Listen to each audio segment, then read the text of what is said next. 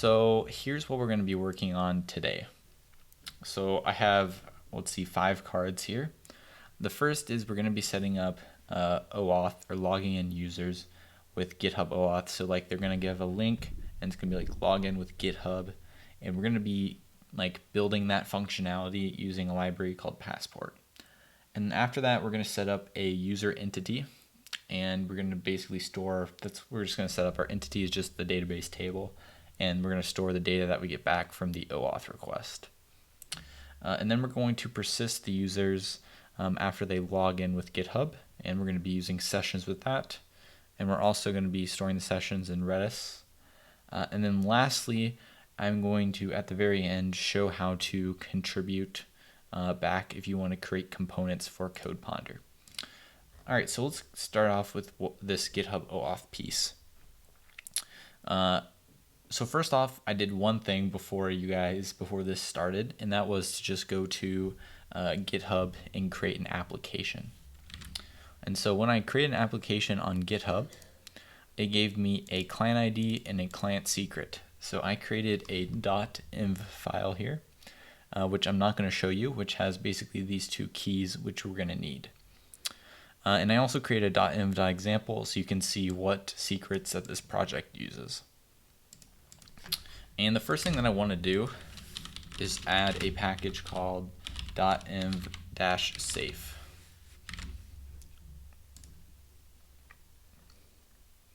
So here's the README for it. Basically what it does is it works the same as .env if you've used that before. So it takes the environment file and puts it into Node for you, so you have access to all the secrets, but it also checks to make sure you're not missing any.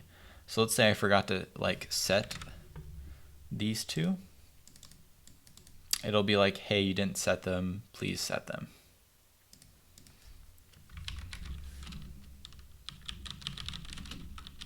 And we're going to do this at the very top.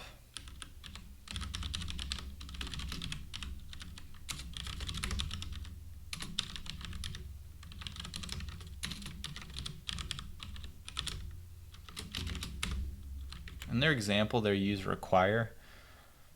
I might just do that. Oh, I don't have the type declaration for it. Yeah, I don't think we really need to install a type declaration. I'm just going to do it exactly like they do here.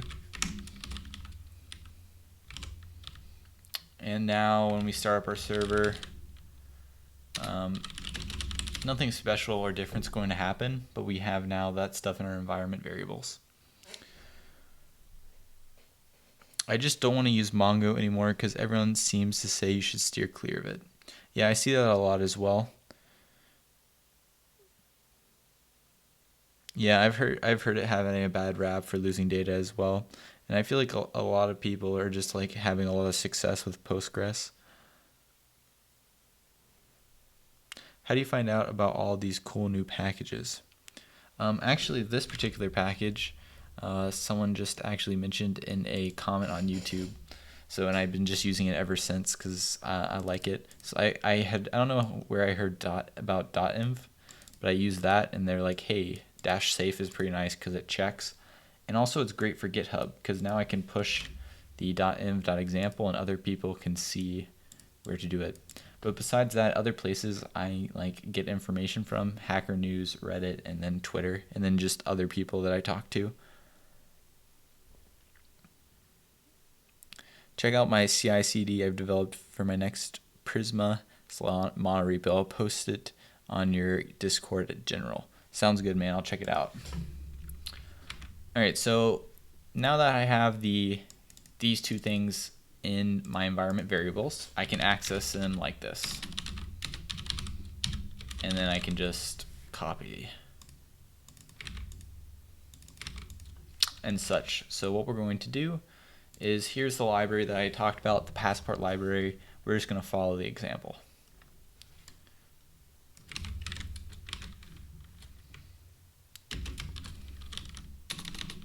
Does anyone know if you can install dev dependencies and irregular dependencies with a single yarn statement? Because right here, I'd like to install Passport to GitHub and also the types for it. But usually I have to split up between 2 yarn statements. What's a monorepo? I keep hearing that recently. So basically, in this single repository, so we have code ponder repository. If you click on packages, I have multiple things going on here. So I have a node server. I also have a UI library or component library. And I also have my Next.js React application. So instead of creating a repository for each one, I store them all in this single repository.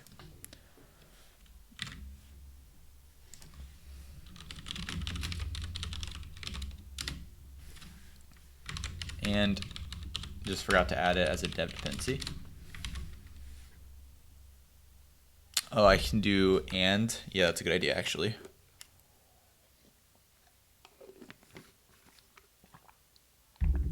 One thing I have is if I update the web, it builds the web and the server. So I think, I was wondering about that because I was thinking about that the other day, because when you have a monorepo setup, if you have like CI/CD setup, you kind of want to just run it on the code that changed. And I might be wrong here, but I think Lerna has something for it. At least that's what I'm going to look into when I get to that point. All right, so let's use this. And we already have Express, so that's perfect.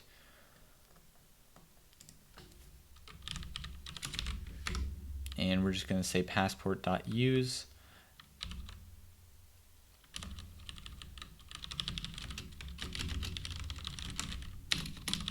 And I believe we just have to add passport ourselves.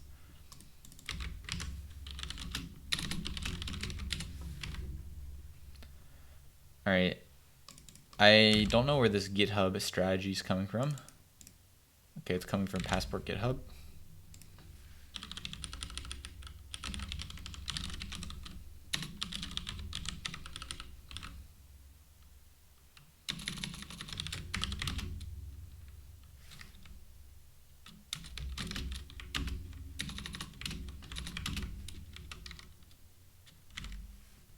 So they do .strategy here, so I think all I need to do is strategy, and I'm just going to rename it to GitHub strategy. And then here we're going to say process.env.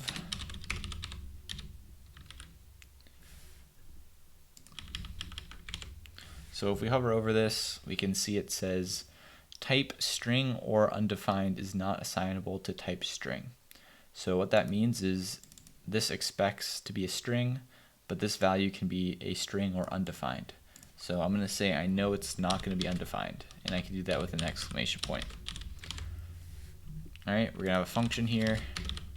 I'm just going to switch it to a lambda. And then for now, instead of actually creating a user, I'm just going to console.log the profile so I can see what data I get back. And then I'm just going to call the callback. I'm going to set null and do that. So is it just a yarn/npm thing? What's the benefit of it? So what's the benefit of a monorepo? Well, it's very easy to have everything in one place. And then the nice benefit about, basically I'm not using like, I don't know if there's like an npm version of being able to do this. There might be something with Lerna and npm, I believe, but I'm using Yarn workspaces, and so one nice advantage is it's very easy to share things. So this UI library over here has all my components, and so I am importing that in my web package over here. So I don't know if I actually had any pages. Let's see, there we go. So here I say @codeponder/UI, and it references that local UI package over there, and I can access it. So it's very easy to split out and share stuff. What do you think about C#, man? I'm asking because I may try to get into programming, and I'm thinking of picking that language. I think that's a fine language to choose. I think it just depends what you want to code. So this is only one piece of the puzzle.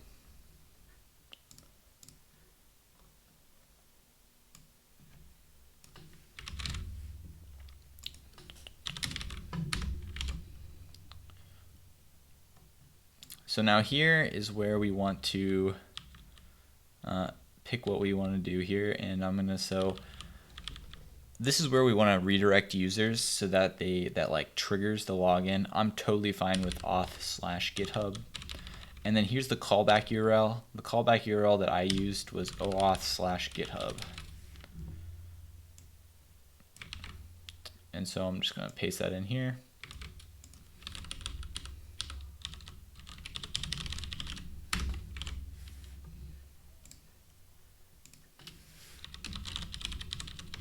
I have a feeling that passport sets the user, so I'm just going to say request.user. And then for us, we're actually going to redirect to our front end, which is going to be on localhost 3000. And for now, why don't we just redirect to the home page?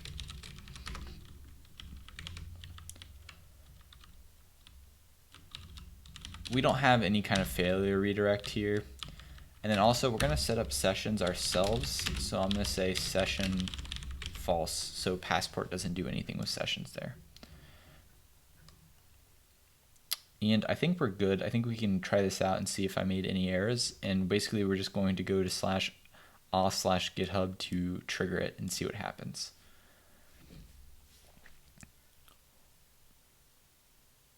I want to set up autocomplete inside the GQL on the web using server schema file. Any ideas?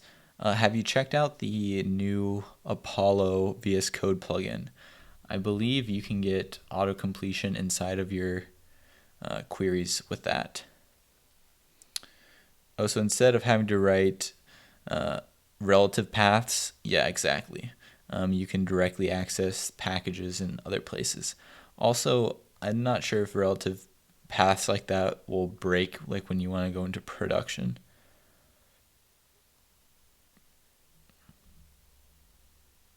All right.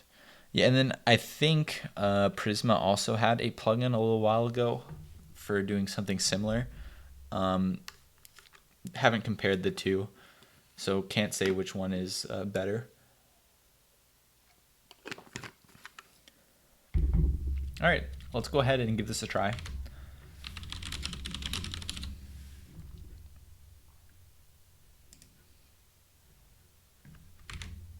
So I'm basically just not using these right now.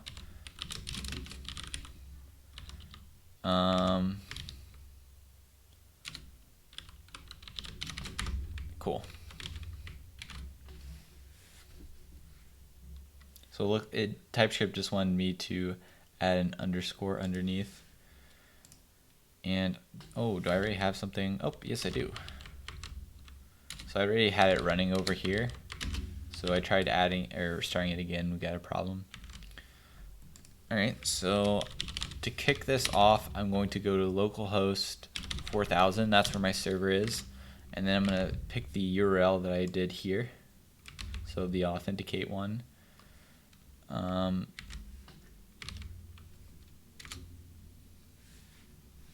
The redirect URL must match the registered callback URL for this application. All right, so I must have messed it up, and I did. This should be localhost 4000, and this should be a single slash. So we had two things wrong with that.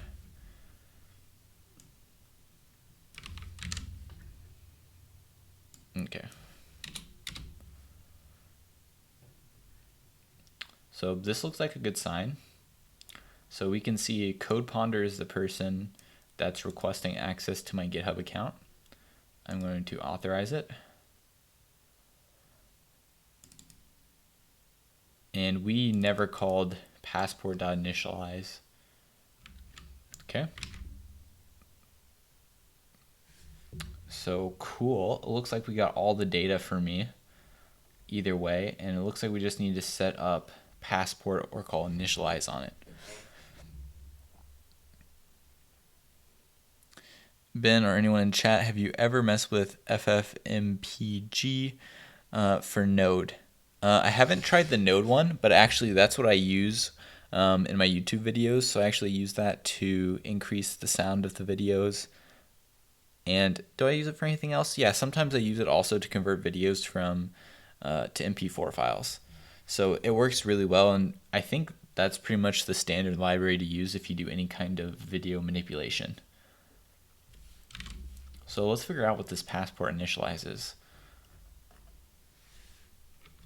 I imagine we just have to call it on the main passport.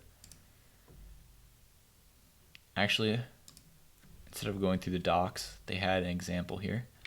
Let's just see where they call initialize.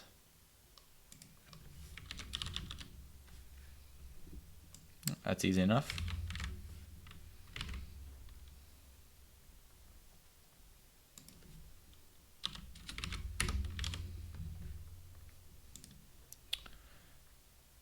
And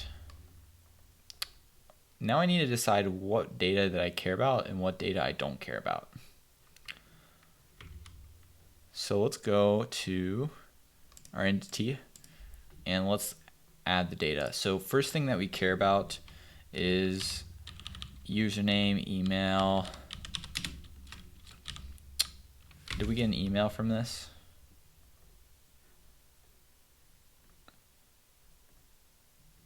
I don't see an email anywhere.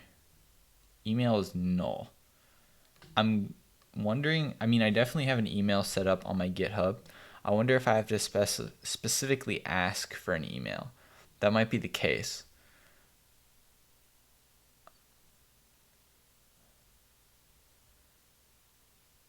It would be important to have an email if I ever want to offer anything for the user to log in with a password. We'll look at that in a second. We don't really care about what their username is on GitHub because we want to allow them to set pretty much any other username. So what I'm going to grab, most important, is the ID there. So that's how we know who this user is on GitHub.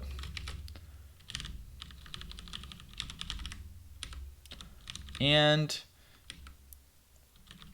this is going to be unique.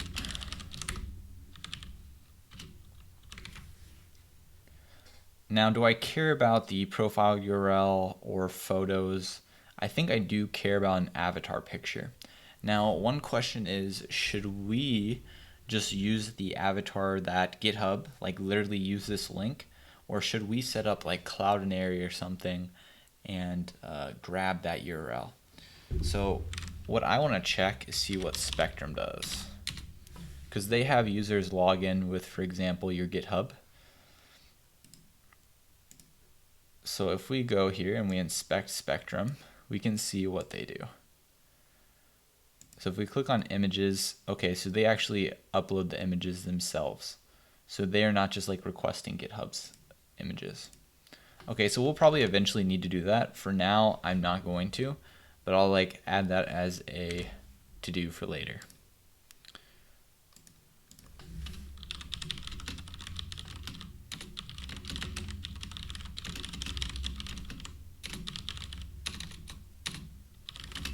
We're going to be setting up like S3 or something to store code, so we may just store the images there as well.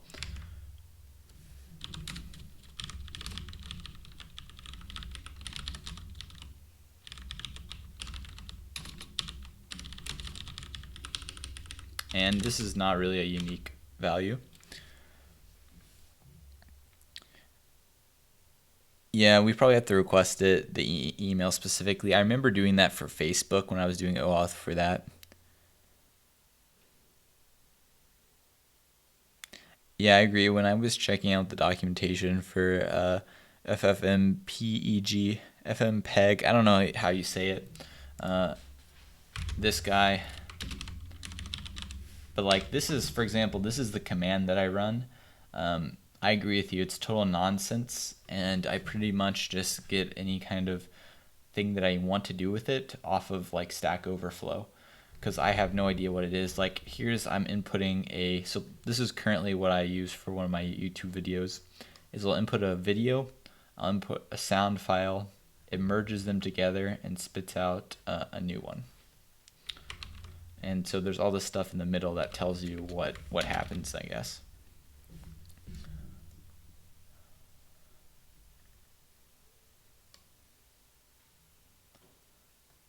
So yeah, so this avatar URL we care about.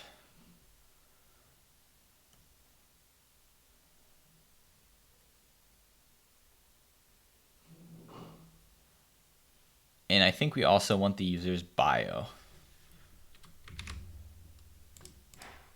and we don't have a password field.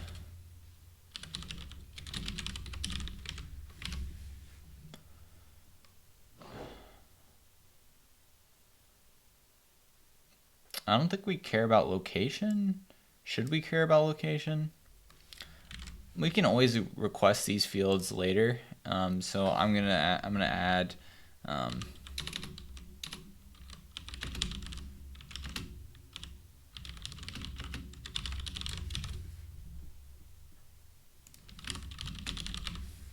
we'll leave it as an open question that we'll decide on later. So once I've decided what fields that I want, here's what we're going to store in the database. And for now, we're going to not have an email. I can also add the field element to the ones that I want to expose.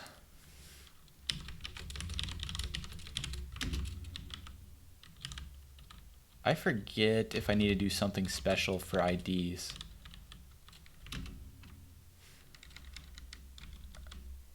We'll have to look at the docs.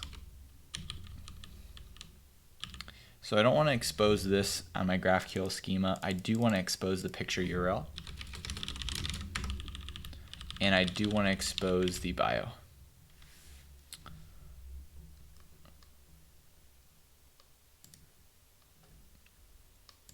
So now what's going to happen is we're going to say user.find1, and we're going to say where,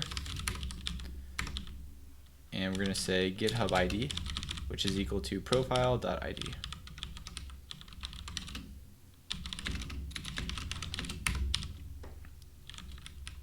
And let's make this function asynchronous.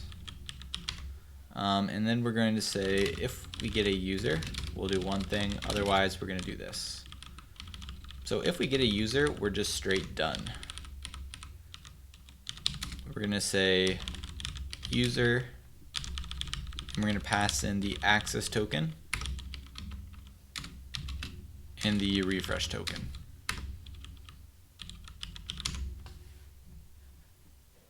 And then here we're going to call back after we create a user. So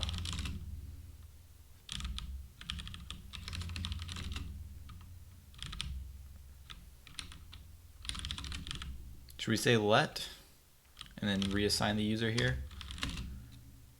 Yeah, let's do that actually.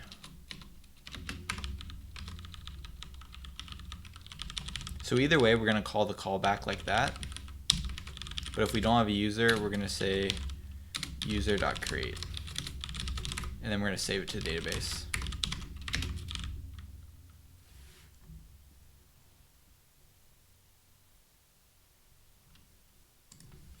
And we need to await that. So we're going to say profile. And how do we get the bio? None of these fields. We'll do the bio in a second. GitHub ID is profile.id. Picture URL is profile dot, not profile URL, not provider. This underscore JSON field.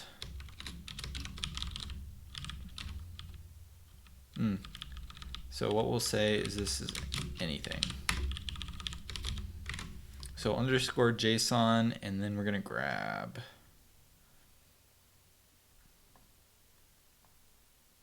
avatar URL.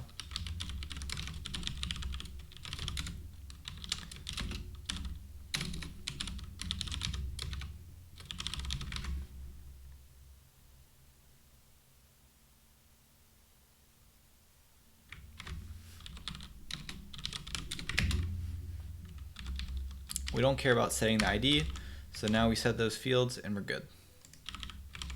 So I think our function is good here.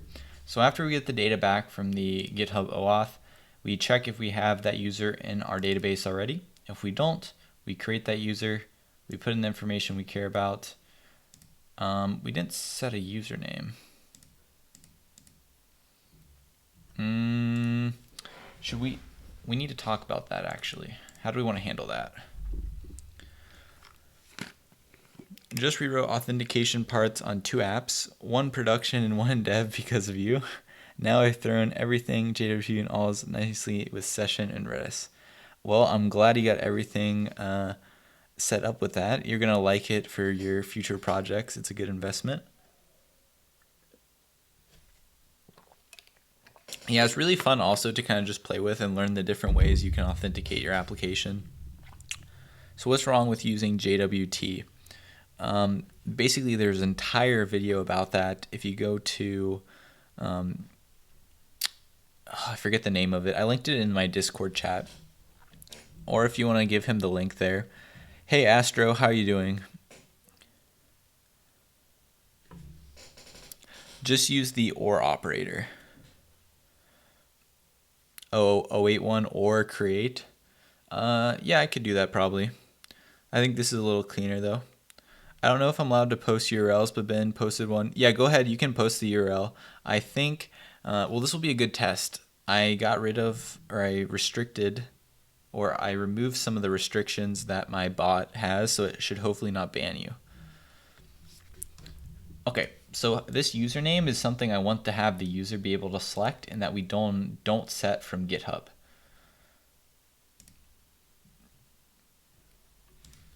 And so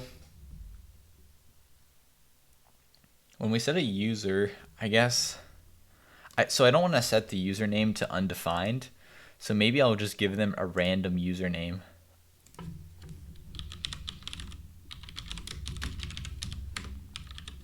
Like,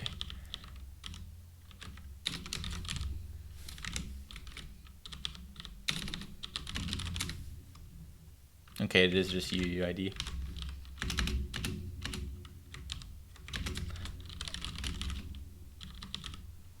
Okay, there's probably a better way to do this. I could optionally make the username field nullable, and they set that after and check.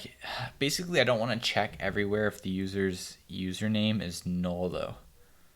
That's kind of ugly. Nah, I changed my mind. It's even uglier to show a UUID though. We may need UUIDs later, so I'm not going to uninstall the package. But we'll just set that to null, or it should set it to null by default. We just have to tell it here nullable true, and we need to set our field here that it's nullable,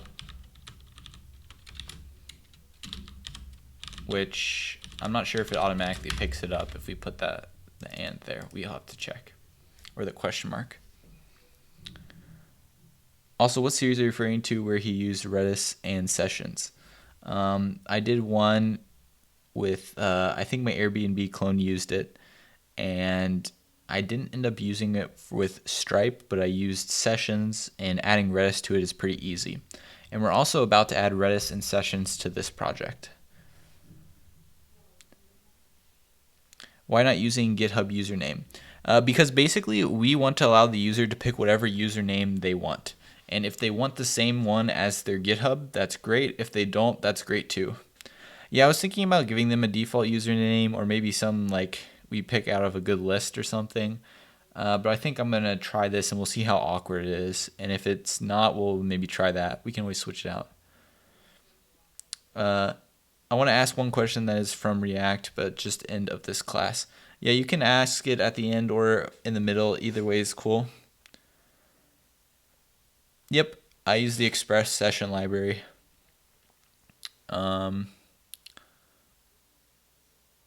Yeah, I mean, so even when you use Redis for Express sessions, you actually don't even need to know how Redis works because it handles it all for you.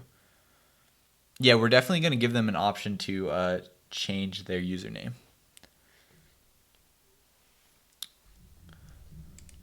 All right, cool. So create the user, and then we get access to that user right here, I believe. And so all we're going to do is we're going to say request.session. And we're going to set it like that. And let's see, what kind of request is this? Not sure why it does not exist on this type. Does it know that we haven't added Express session yet?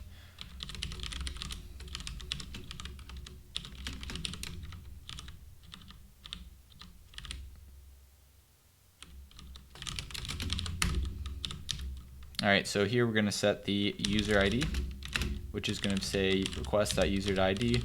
We're also going to set the access token.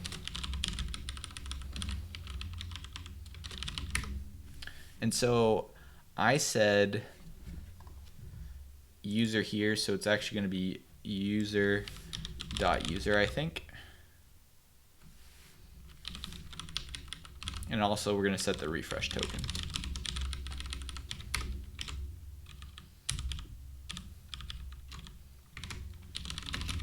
So let's add express session. And we don't need that anymore.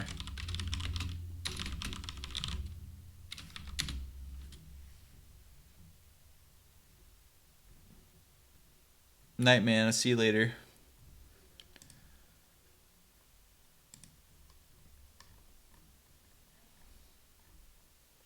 Why did I come here? Because I wanted to just pull up the docs and get the Redis version.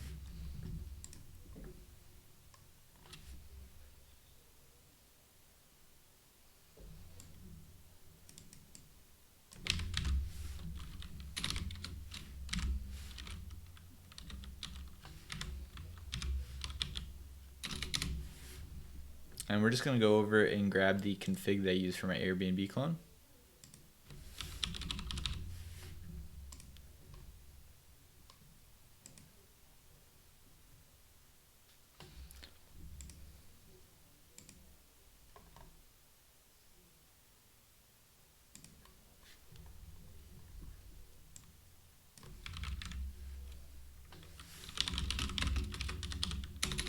Now we're going to add the dev dependencies. And here we're going to say express session and connect.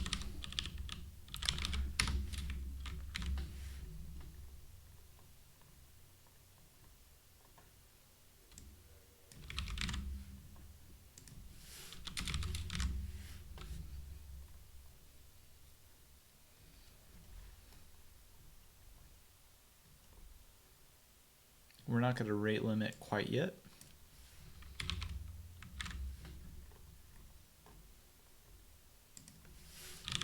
And we want to set this before passport, so that way it gets triggered before passport.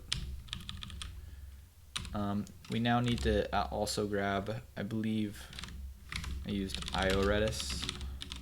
This is basically the client that I'm going to use to access Redis. We don't actually have to explicitly set one if we don't want to, but I always like setting one because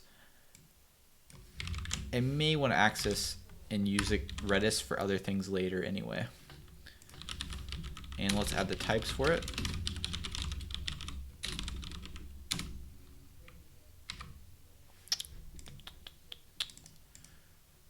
Prod, we'll use the process. Yeah, that's fine. Otherwise, we'll just use that. So basically in production, we have a special Redis URL that we use.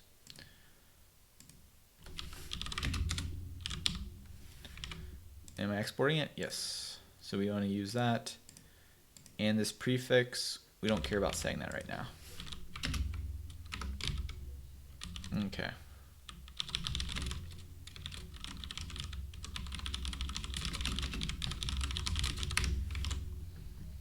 All right, so basically all that work is we configured sessions with Redis. So one, here's our setup for sessions. And we added to our Express library. So a few things. We specified that we'd like to use Redis to store the session data. And we passed in a Redis client, IO Redis over here. Did I not? Capital D. Here we just initialize the client and we're basically doing a ternary. We're checking if we're in production. We'll create this Redis, otherwise we'll create this Redis. In this case, this is just the default, good for production, development. So we're setting that, and that's what it's going to use to access Redis. Here we can name our session, or basically our cookie. That's going to be set on the user's browser. I'm using QID, doesn't really matter what you use. Secret, we're storing this so it signs the cookie, I believe. You want to keep that secret, by the way. I'm going to make this an environment variable later. resave uninitialized. This is things to just like, basically, do we want to store a session on everyone? No, we only want to save a session on someone once we have some data. This, we don't want to resave to Redis every single time if we don't make a change. Secure. Okay, we have secure false. I was like, why do we? Here I'm setting a time limit, and let's go ahead and add, I'm just gonna make this 7 years. So they're logged in for a while. HP only is important for security. And so because we added that, we now have access to the session on the request, and we can set these properties. We also need to add cores if we're doing this. And cores is tricky, so we're gonna click on, did I not create a branch for this? Git branch, git push origin original.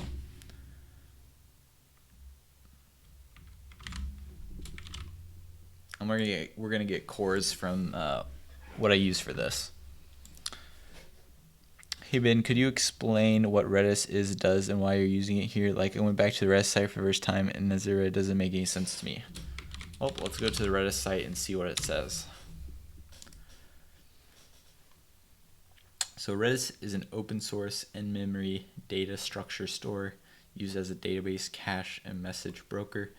It supports all these different data structures, blah, blah, blah. Yeah, I can see where this doesn't make any sense. Basically, what it says is an in-memory data structure store. What it means by that is it stores the data in memory. So like a database, it'll write it to the file sometimes. Here, it's storing everything in memory. And what that means is it's going to be fast. So when we store stuff in Redis, and we want to access or do any operations on it, it's going to be quick. And the reason why we're choosing to store our sessions in Redis as opposed to our database is it's going to be faster to get the data. And so we're choosing to persist the data in Redis. And in general, Redis is good to store things that are ephemeral. So things that are going to, you don't actually care if they die or disappear, but you want to, like, they're going to be either short-lived or you're fine that could go away. That sort of thing is what you store. So for example, we're going to store session data, which it's fine if the session disappears, because then the user is logged out, and which ideally we don't want that to happen, but into the world, like, it's not the end of the world if that happens. So I mean, Redis is pretty, I can see where it doesn't make sense with this sort of thing. I would just say, it's the other thing that's nice is you can think of it like, I want to store data on my server, for example. What happens if you have two servers and you want to share data between them? You can use Redis, for example, to store it there, and then both of the servers access data from Redis and then share it between them. And this could be multiple servers. And so you can also send messages, which is why it could be a message broker.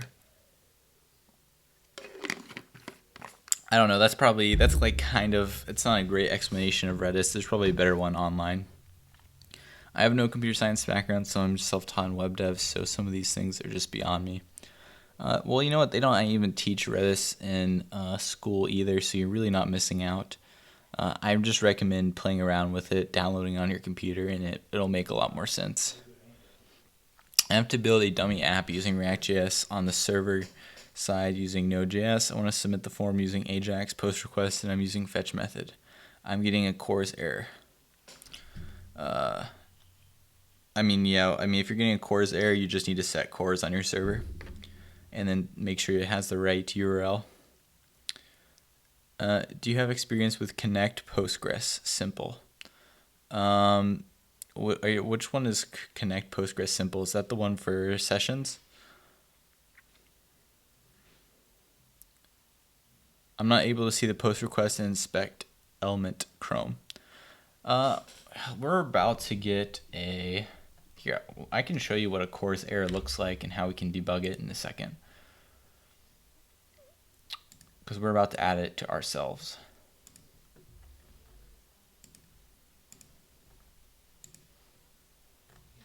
All right, so in our index,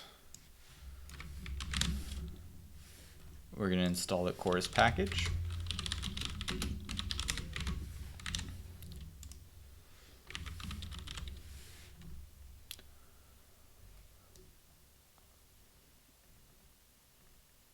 All right, so I set cores equal to false in my apply middleware.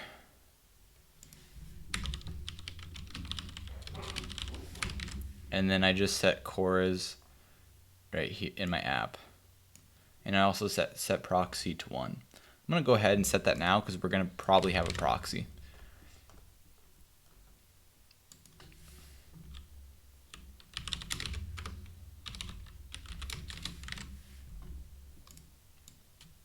All right, so we're going to set our credentials to true. Origin is the location that we want. In this case, this is a good location for the cores. You could also put an array. For example, I would like to support CodePonder, www.codeponder, and just CodePonder like that. I'm going to redirect all traffic to www, so I'm not going to worry about that. All right, so let's take a look at, let's say I changed that to localhost 3001. That'll give us an error, which we'll take a look at. All right. So we set up all this stuff. You know, something I just realized, I'm not sure if this session will work the way I think it will. Let's try it out and see what happens. So we have basically all the tools set up for this. I'm now on my website on, all right, the home page here. I'm going to say login with GitHub.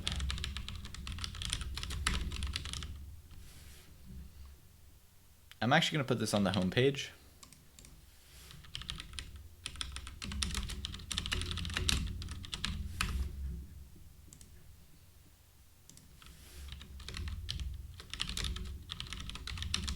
That way we were redirecting to the index, so I want to make sure that we actually go over there.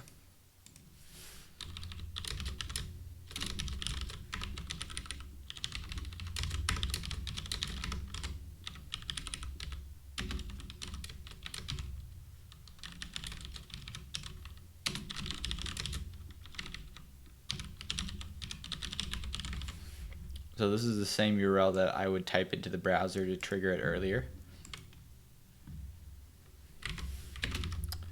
All right, just gonna add the types for cores real quick. I don't think I added them.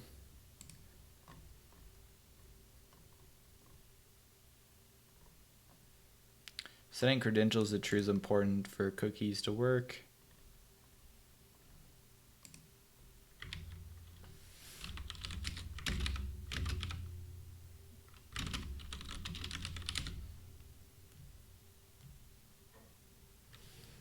Column GitHub contains null values.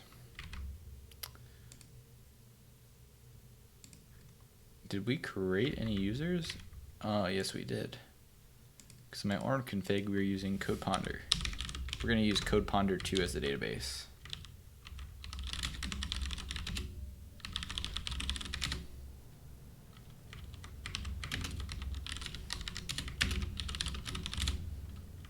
Also start up our website.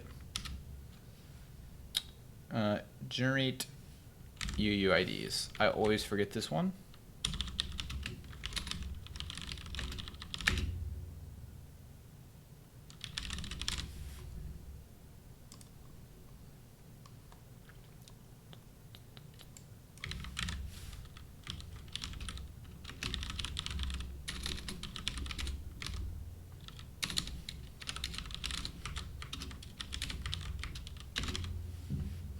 All right, so our server's up, our website's up. Let's test this. So if I go to localhost 3000, it should just show index. And then if I come over here to the home, we can click on the link.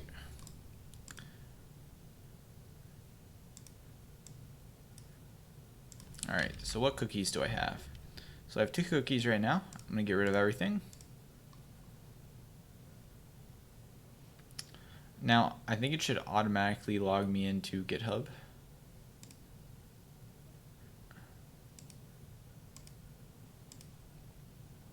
Because I logged in before. I have no idea what's spinning here. Ah, we just crashed on the server side. Connection default was not found.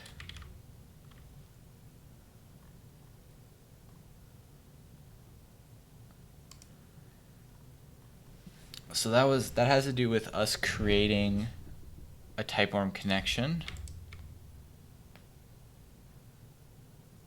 So basically, we couldn't find anything, so we call it development. In our orm config, we said development.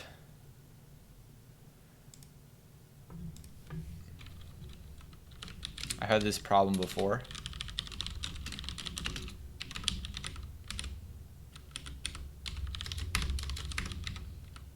I just need to explicitly set the name.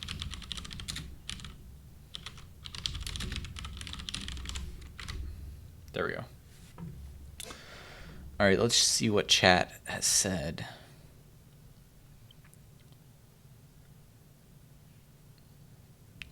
Do you mean sending messages as in you could use it for a chat app or something? Kind of. So yeah, you would use it with GraphQL subscriptions, and you would use it to send subscriptions to the client. What are you going to save in Redis? Just the Postgres already automatic caches queries into the buffer cache? We're going to store sessions in Redis, and then we may store some kind of, we may do some caching with it. And caching with Redis is still going to be faster, even with the Postgres buffer cache, I think. Why www and for Code Ponder? That just seems to be the standard. Like if you go to facebook.com, twitch.com, they all add the www in front.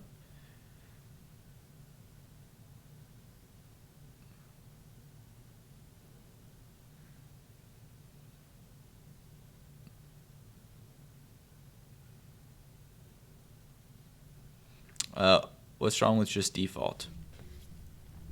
So basically what I just did there is in our orm config, I have two different configs, development and production. And so I want to select it based on the environment I'm currently developing in. And then after that, I want to set it to default because that is what TypeArm expects. Okay.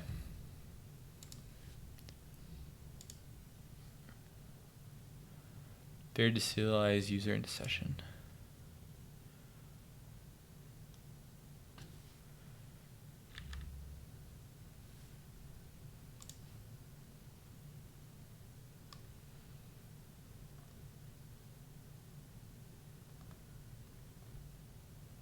So I'm guessing, where do we initialize? So I'm curious whether I just need to add anything here. No.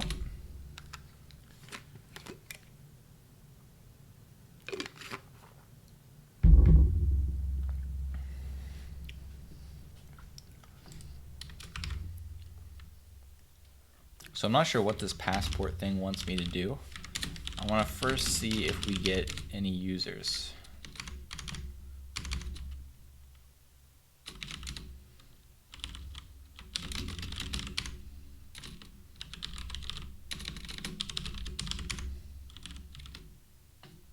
Okay, so here I see my profile. So it'll create a user for me, cool.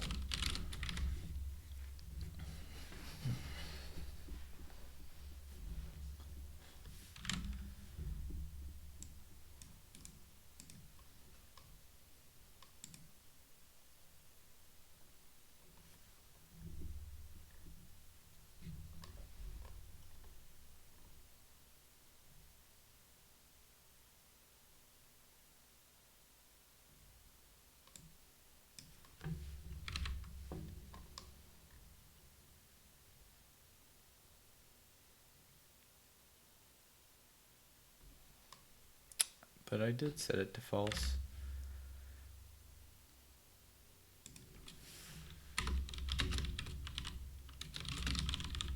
Did I set it to false in the wrong place?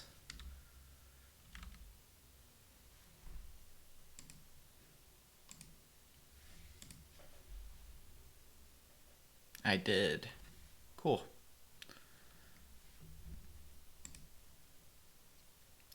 And we got a cookie. Excellent. So that was actually something that I wasn't sure if we were going to get a cookie or not on. So I'm glad we did. So now that we have a cookie, we can start accessing GraphQL things. So what we're going to test real quick is the me query.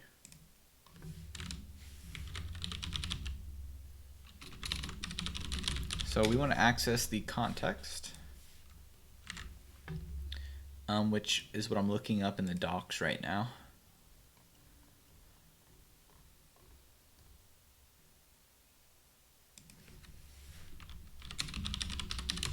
So what we're going to do is add the request in there.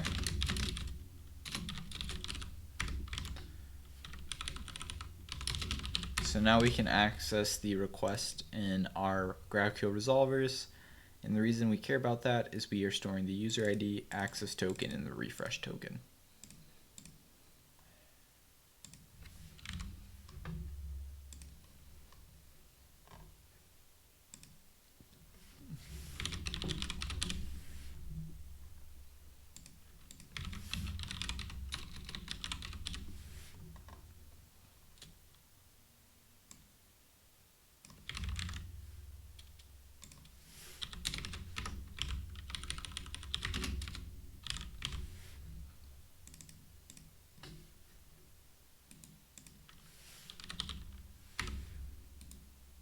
So I'm going to create a folder that I'm going to call types.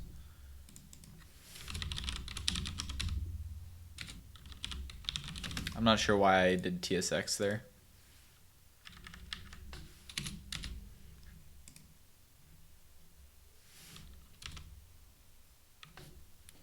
Let's do that. So export export interface context. And I'm just going to call this my context because I feel like usually context has name conflicts with things.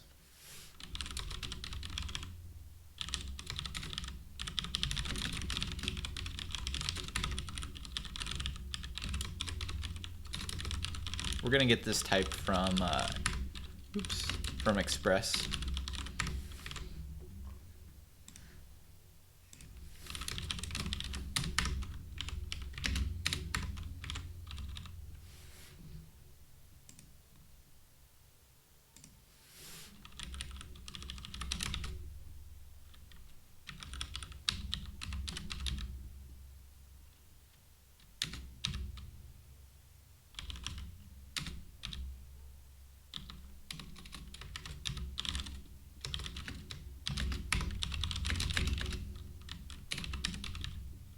Actually, let's destructure up here. So context request session. Do I want to go one deeper? I do.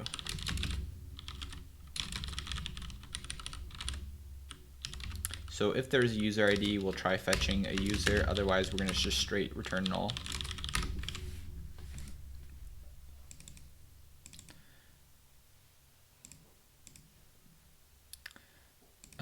This is where, can I put that there? No, I can't. So I'm assuming that we got a session. So we're going to say user ID. And I think I'm going to say context.session and just destructure once now. I kind of went back and forth in my mind how I wanted to do that there. But basically what the me query is doing is we are getting the session from the request, from the context. We're seeing if we get a user ID, that means the user is logged in, and then we're returning the user. Okay, it's online.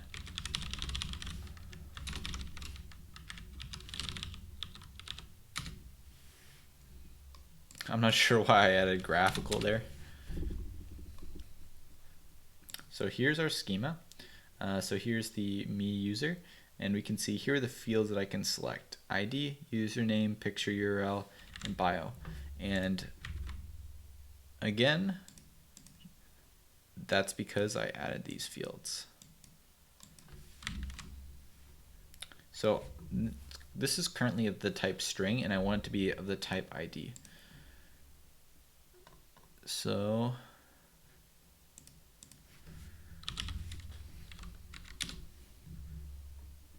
cool. We can set the type like that.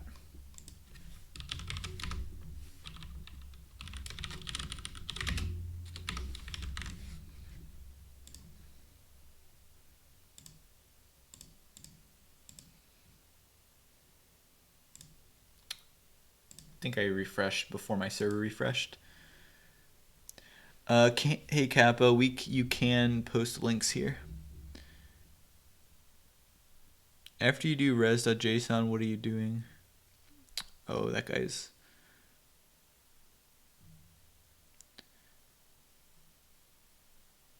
Alright man, see you later, Beepo. Nice chatting with you.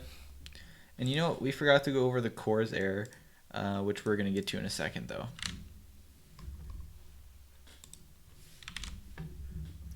So the schema looks great. Now I want to request this from over here. So here's my Next.js. So what I'm checking right here is to see if whether we put this inside of a place where we can access it. So we pass it to the app. That's what I was wondering. That's great. So what that allows us to do is on this index page,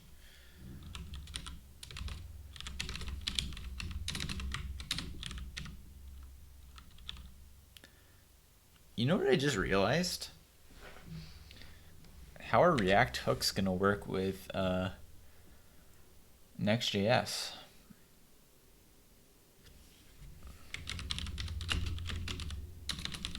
Because they have this initial props.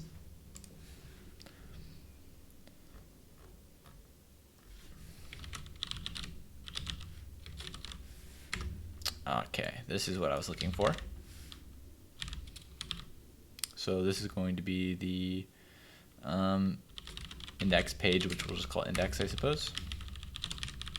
So I think this should have an Apollo client in it.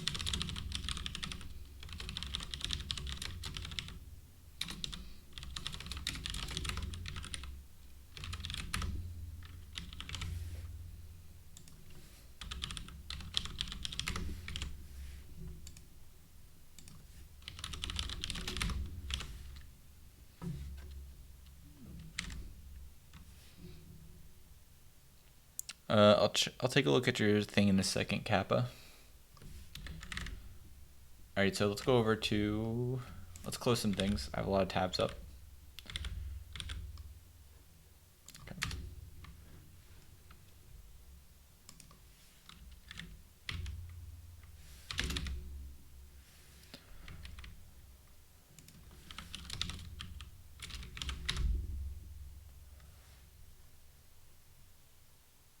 And get initial props should resolve to an object but found undefined instead.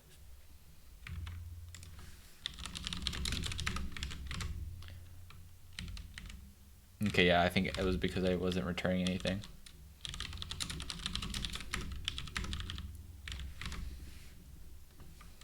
Okay, refresh. Undefined. So I want to access my Apollo client and the get initial props. So I remember seeing there was an example of how this worked.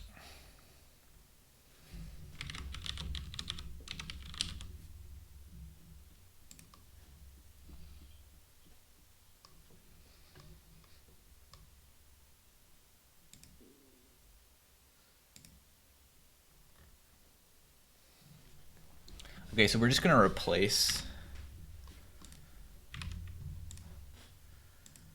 everything we have here with everything right here.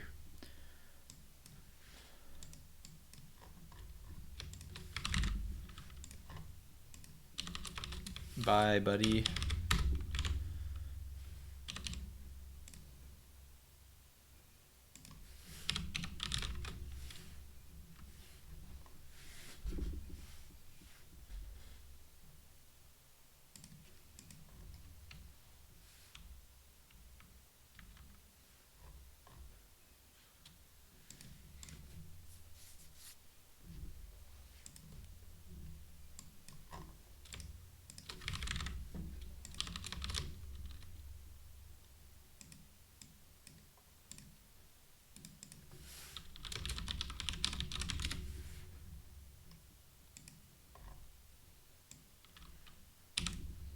Just gonna move this over here so I can use it in other places.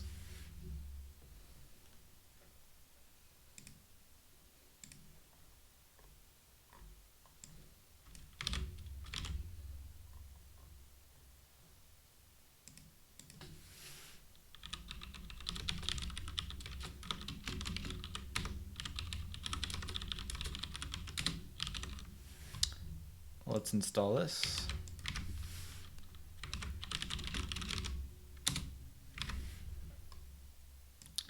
Here we're going to specify our URL.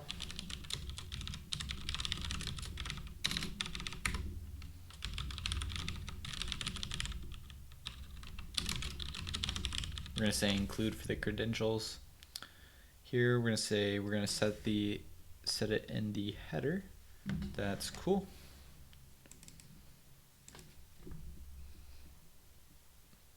So here basically what's happening is we're parsing the cookie out and sending it as an HTTP header. And the reason for that is we're doing server-side requests because we're doing server-side rendering. So we're gonna have to be handling that on our server side, being able to handle this header, which I'll show you in a second.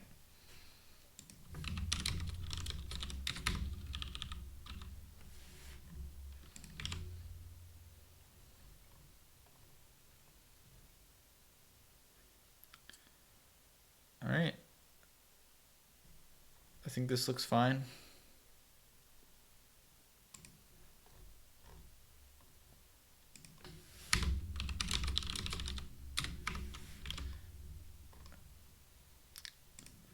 So what I'm about to do in my tsconfig over here is blow everything up by saying strict is true.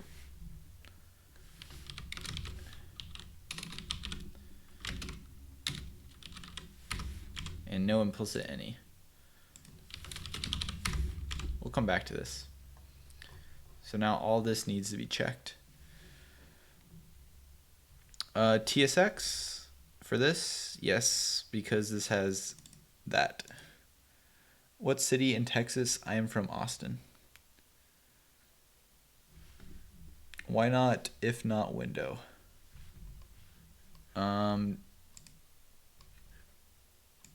That could probably work. I'm just going to use it like this in case I ever want to change what this conditional is. I think not window would be fine though. All right. So get token returns a string or null. Is that right? I think we'll just say it returns a string. Initial state could be anything. The Apollo client here, we know exactly what it is. We can hover over the type to see. We can copy that.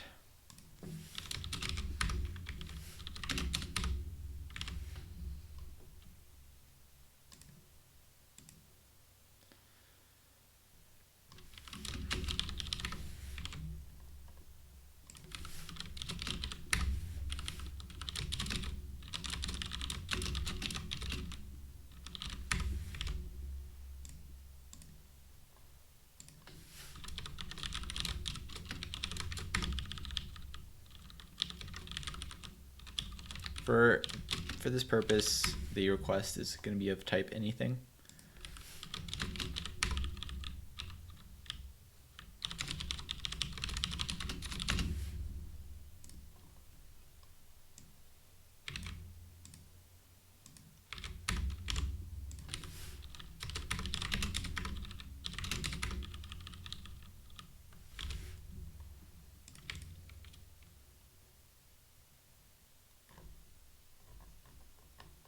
All right, so request is not actually required. We need to install cookie. Sweet, did you go to school? I did go to school.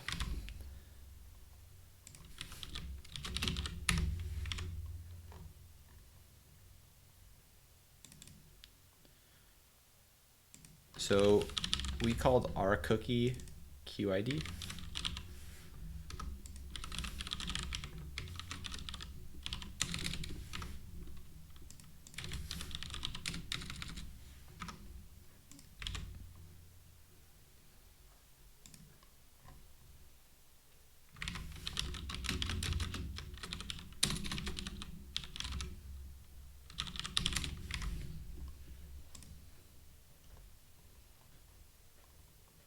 Okay, so I know we did a lot of stuff there. So what did we just accomplish? Well, I believe now we have the Apollo client here, and we're sending the cookies as headers. I missed, what city in Texas? Yeah, Austin.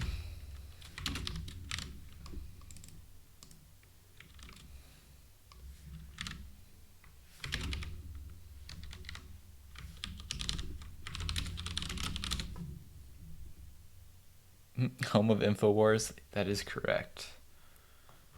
Oh, we still have a problem somewhere?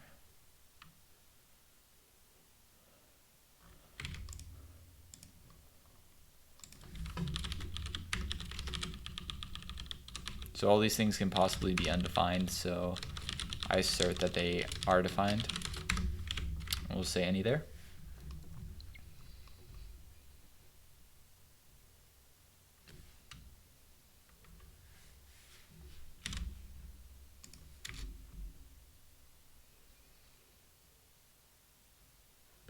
Okay. So now we get stuff in our log here. What that means is we have access to the Apollo client. So I'm going to create a types folder here as well, because now we're going to create a we're going to say next context with Apollo.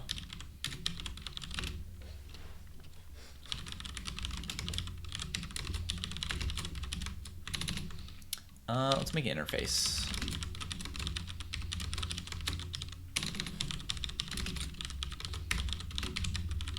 So the next context gives you some stuff by default.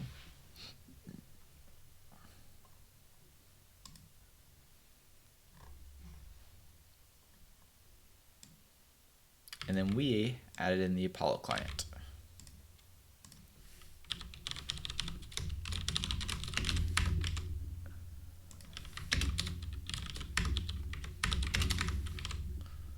So in my stuff over here, not over here, over here.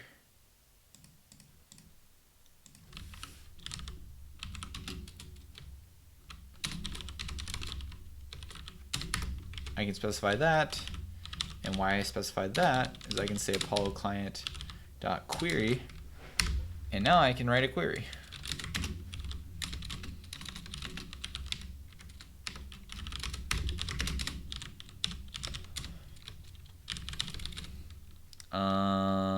Me, and let's grab all the fields that we can. So we're gonna go to GraphQL Playground for that.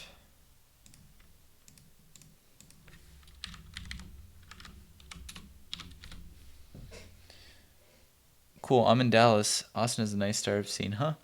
Yeah, I believe it does. I think Dallas has a pretty good one as well, though.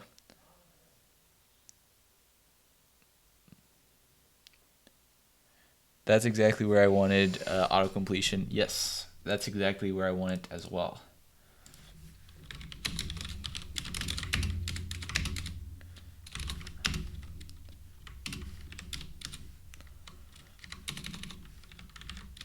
I couldn't, I tried a little bit to get the Apollo one set up, like the extension, and it took more than like 5 minutes to set up correctly, or I was running into some errors, and it was like something I was like, oh, I'll set this up later.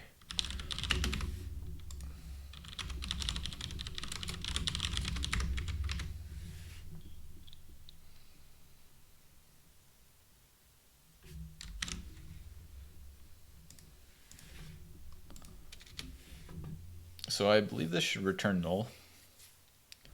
We don't care about preserving the log anymore.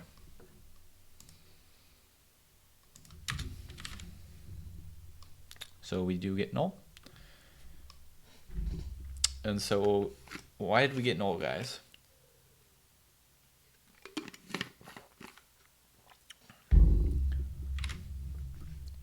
Well, if we look at our server, not that one,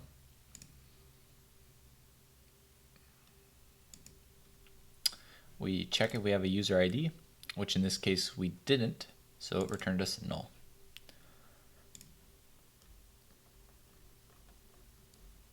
And should we add it?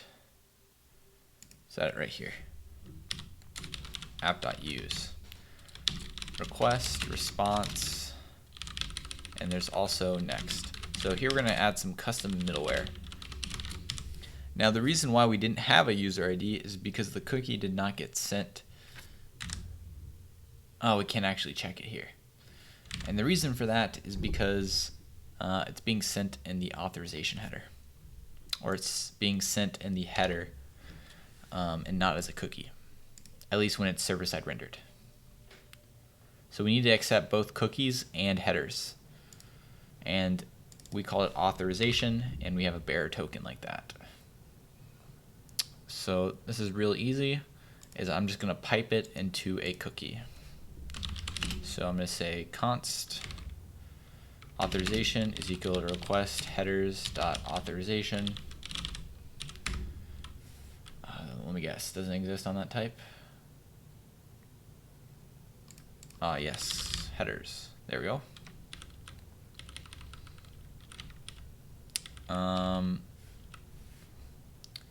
Not sure if it'll let me destructure that or not. That's fine though. So if authorization, here we're gonna say, so we're not gonna expect any other cookies. So we're gonna do this. So I'm debating what I want to, okay, I've decided. So I'm gonna say const, the QID is going to be authorization.split, and we're gonna get the second piece. And if any of this does not work, we just don't care. The user is not authenticated. Why not? Why not what?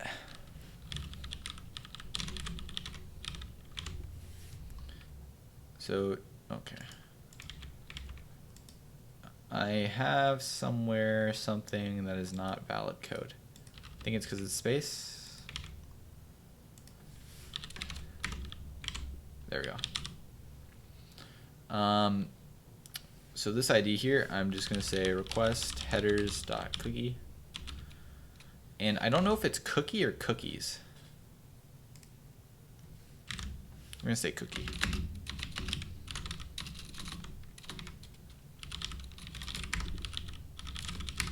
And we're just going to manually set the value. We're not caring about that argument, so we'll do it like that.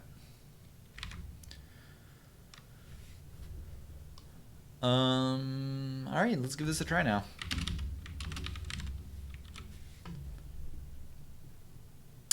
So this is a cool new error. Cannot return null for non-nullable field username.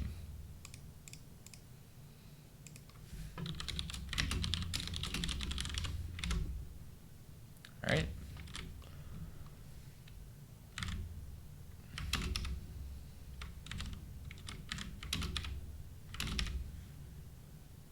So I don't know if you guys caught that right there. Let me just recap that.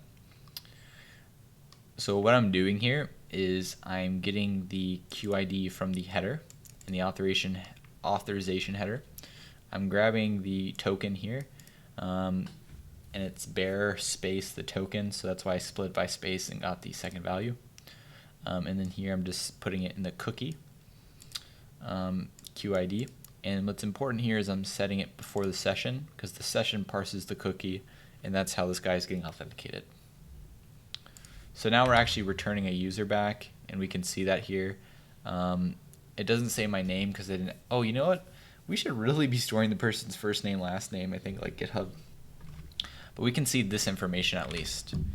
So let's do that. So response.data.me.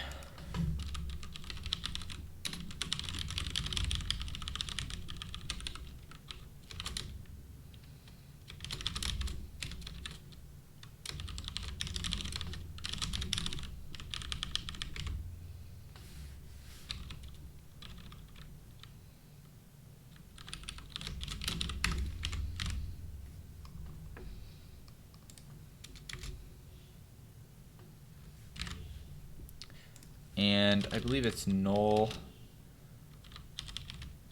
and then a 2 is to get this to space nicely.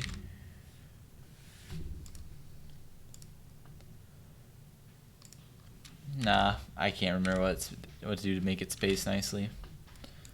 Let's render my profile picture real quick. Verify that works. We're gonna cast this to anything. Well, no, I think I just need to say as any there. What is the value? Picture URL is what I called it.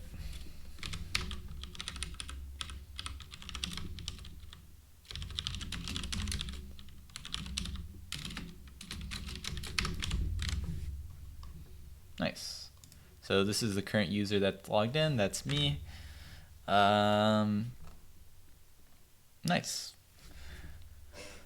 So that is that. We successfully logged in the user with GitHub and we grabbed their profile and their details. Who has questions? One thing that we can go over is the cores real quick. Oh, you said all that stuff. Yeah, I do need to change my profile picture. That's correct. So funny enough, we set cores to the wrong value, but because it's rendered on this, or the request happened on the server, it doesn't matter. I think I'll show the cores error not working next time because I don't really want to get into client-side rendering of it right now. Kappa, are you still here? Do you want me to look at your thing now?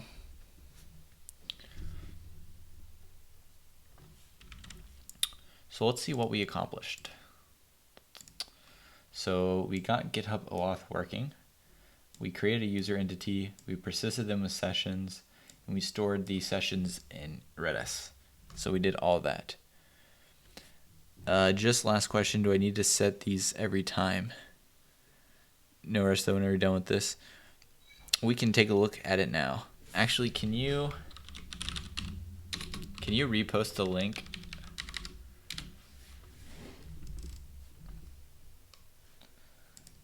And we'll take a look at it here. I just want to pop it out. Pop out, pop out, pop out. There we go.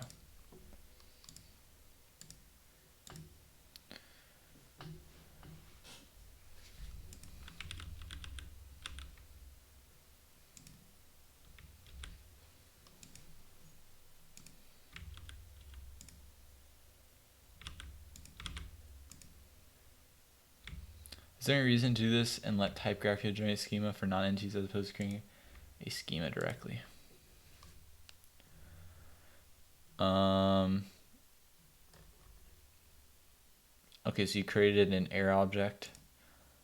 Is there any reason to do this and let TypeGraph generate a schema for non-entities as opposed to creating the schema directly? So are you talking about as opposed to just writing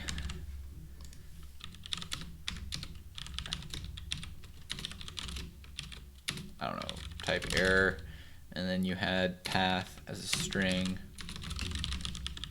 and message as a string? So are you thinking setting it up to, you're asking if you should write the types like this if they're non-entities, and then if they are entities, write them like that? So personally, the strategy I'm going to go for is to write everything in TypeGraphQL, and the reason for that is inheritance. So even if it's not an entity, I can extend other classes, and I can extend, see if they have example on their thing. So I may want to extend types in different ways, and I can get basically some more advanced functionality out of type GraphQL versus just doing it there. So this is something we're going to be setting up soon. I mean, you can just see this off the bat. So here's our person, student extends person. And so there's that kind of stuff. So being able to extend types like that is helpful. So for that reason, I'm going to define all my type and GraphQL, or sorry, in TypeScript, and we'll see how that goes. Am I going to pay $65 for a professional headshot? Probably not.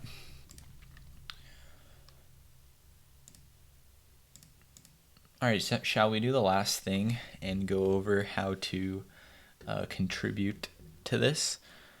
Does anyone have any other questions before we proceed?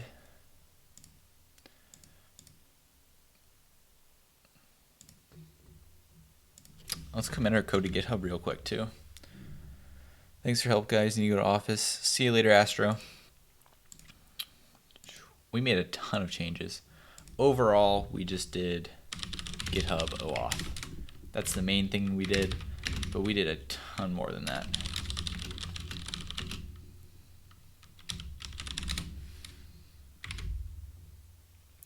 Ben, why are you using headers?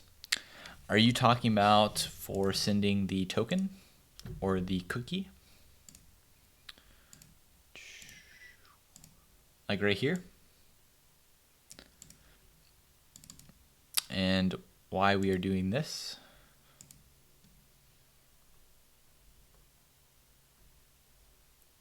This business here. So this is something that I basically just copied the example that was in the Next.js repository. So I'm not sure if I can just set the cookie myself, but because this is server-side rendering, this request is going to go off on the server. So it's not going to have the cookie automatically sent from the browser. At least that's the gist of what I understand from it. So we have to actually add the cookie ourselves. Now we're choosing to send it as a header, I think, and we're saying it as an authorization header. I'm not sure if we can instead send it as just like a cookie header and then have it parsed by this itself. But what I'm doing is I'm basically getting the header on the server and then I'm setting that as a cookie. And so the reason I'm saying it as a cookie here is because the session library expects to parse it that way. And so this is me just like making sure I can fit that in before the session gets parsed. So that is that. And you know what? I think I might just save the this for tomorrow's stream. I think I'm gonna go ahead and end the stream here, guys. Thanks for watching. And tomorrow we'll start off with that, and then we're gonna continue on with more GitHub related data and fetch the user's repos. So that is